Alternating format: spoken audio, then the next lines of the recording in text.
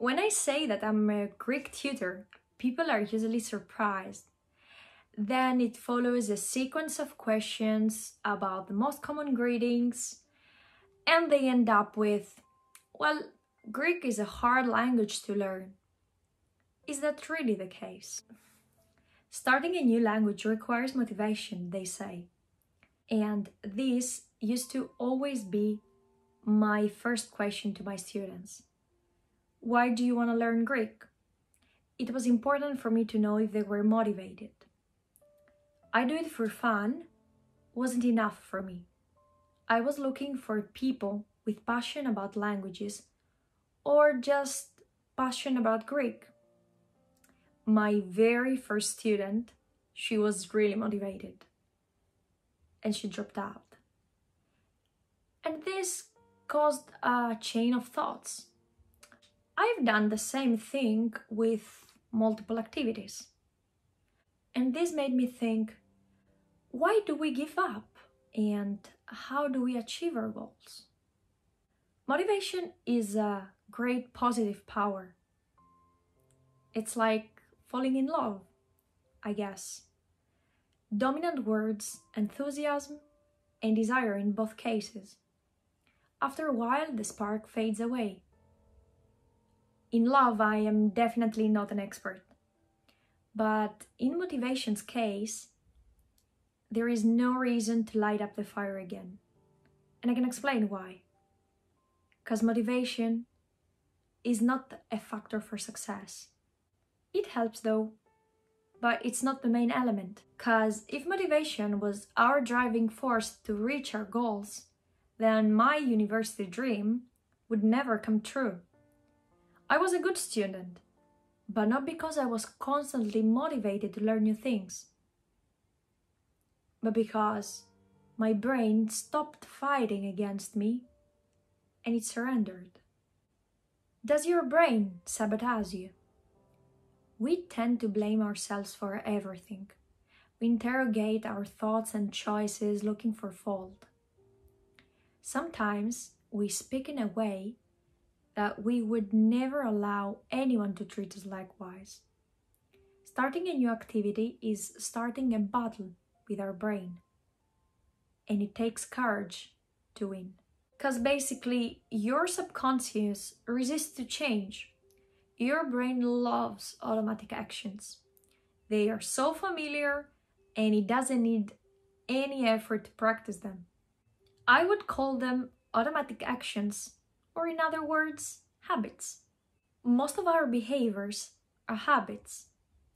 So every time that you say, I want to learn a new language, your new habit clashes with your old sweet routine.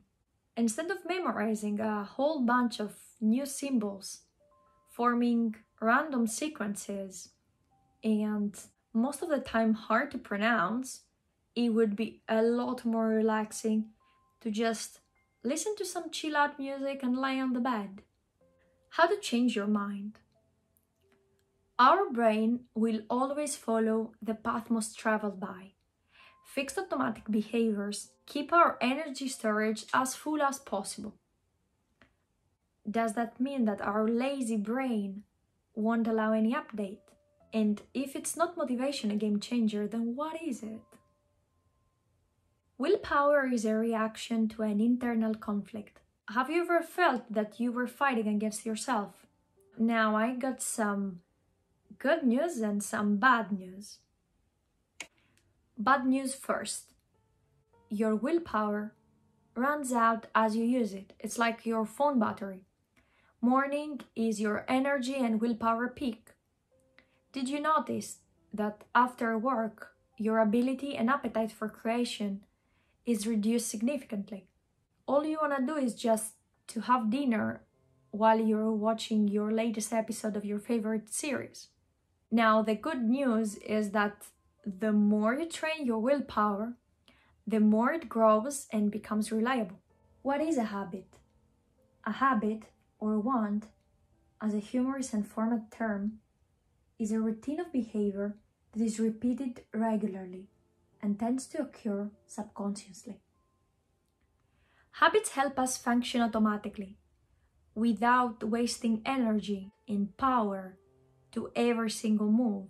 And it is the reason why our brain resists to any new behavior we try to introduce.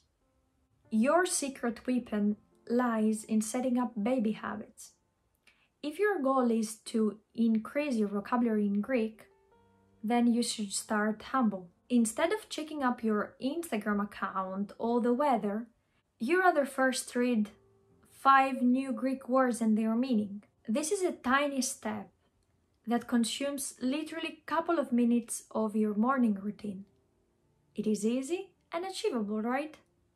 By repetition, your baby habit will become an integral part of your morning, and it will flourish into a real habit.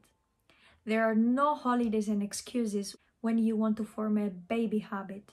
You should stick to the plan, and while you are enjoying your weekend coffee, always remember to read your 5 Greek words. You can keep a journal as well. Your journal will keep track of your patience and progress. They say that it takes 21 days to form a habit. I would say that forming a habit is something personal, and you should repeat your baby habits as many times as needed to be able to accomplish it naturally. I discovered the magic of baby habits when I was a kid. My goal was to turn into a storyteller using impressive words just like the books that my mom was reading. I started small by reading books during weekends, and on the side I was writing the most unique words of the book. Long story short, this is a habit of mine even now. Every book that I read comes with a bank of my most favorite words of the book.